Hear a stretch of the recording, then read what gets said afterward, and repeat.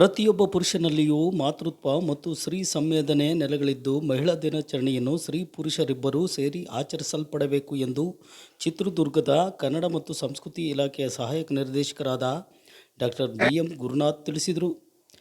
ನಗರದ ರೋಟರಿ ಬಾಲಭವನದಲ್ಲಿ ಚಿನ್ಮೂಲಾದ್ರಿ ಸಾಹಿತ್ಯ ವೇದಿಕೆ ಮತ್ತು ರೋಟರಿ ಕ್ಲಬ್ ಚಿನ್ಮೂಲಾದ್ರಿ ಇವುಗಳ ಸಂಯುಕ್ತ ಆಶ್ರಯದಲ್ಲಿ ಅಂತಾರಾಷ್ಟ್ರೀಯ ಮಹಿಳಾ ದಿನಾಚರಣೆಯ ಪ್ರಯುಕ್ತ ಆಯೋಜಿಸಿದ್ದ ಶಿವಾನಂದ ಎನ್ ಬಂಡೇರಹಳ್ಳಿ ಕಡೆದಷ್ಟು ಕನಸುಗಳು ಕವನ ಸಂಕಲನ ಮತ್ತು ಬಾಲ ಪ್ರತಿಭೆ ಖುಷಿ ಆರ್ಷ್ ಅವರ ಪ್ರೂಫ್ ಓವರ್ ಪ್ರಿವಿಲೇಜ್ ಕಥಾಸಂಕಲನ ಬಿಡುಗಡೆಗೊಳಿಸಿ ಮಾತನಾಡಿದರು.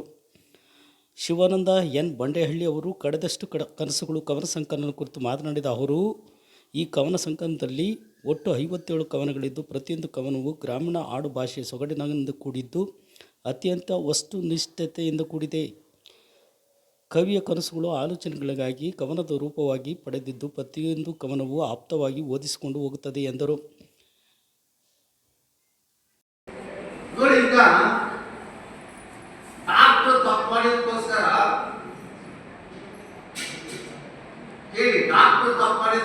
ಏನಾಯ್ತು, ತಕೊಂಡು ಹೋಗ್ಬಿಟ್ಟು 6 ಅಡಿ 3 ಅಡಿ ಒಳಗಡೆ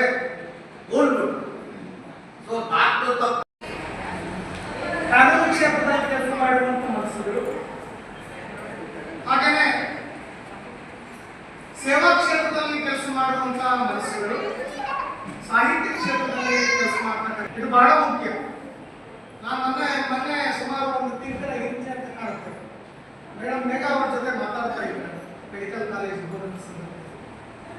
ನಿಮ್ಮ ಅನುಭವಗಳನ್ನ, ನಿಮ್ಮ ವೈಜ್ಞಾನಿಕದ ವಿವರಗಳನ್ನ, ನಿಮ್ಮ ಅನುಭವಗಳನ್ನು ದಾಖಲಿಸ್ತಕ್ಕಂಥ ಕೆಲಸವನ್ನ ದಯಮಾಡಿ ಮಾಡಿ ನೀವೆಲ್ಲ ಎಕ್ಸ್ಪರ್ಟ್ಸಿದ್ದೀರಿ ಎನ್ನುವಂತ ಮಾತುಗಳನ್ನ ಅವ್ರ ಜೊತೆ ಬಹಳ ಪ್ರೀತಿಯಿಂದ ಶೇರ್ ಮಾಡ್ಕೊಳ್ತಾ ಇದ್ದಾರೆ.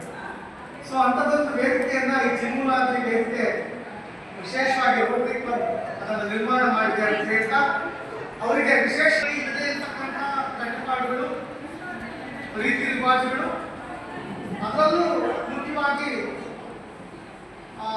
ಕುಟುಂಬದ ಒಳಗಡೆ ಇರಬಹುದಾದಂಥ ಮತ್ತು ನಮ್ಮ ಸಮಾಜದ ಒಳಗಡೆ ಇರಬಹುದಾದಂಥ ಕೆಲವು ಟ್ಯಾಬು ಸೇರಿದವಲ್ಲ ಅವೆಲ್ಲವೂ ಕೂಡ ಮಹಿಳೆಯರ ಮೇಲೆ ಹೇರಲ್ಪಟ್ಟಂತ ಈ ನಿರ್ಮಾಣಗಳಲ್ಲಿ ಮಹಿಳೆಯರು ಉಸಿರುಗಟ್ಟಿದ ವಾತಾವರಣದಲ್ಲೇ ಬದುಕಬೇಕಾದಂತ ಒಂದು ನಿರ್ವಾತವನ್ನ ಸೃಷ್ಟಿ ಮಾಡಿಕೊಂಡಿದ್ದೇವೆ.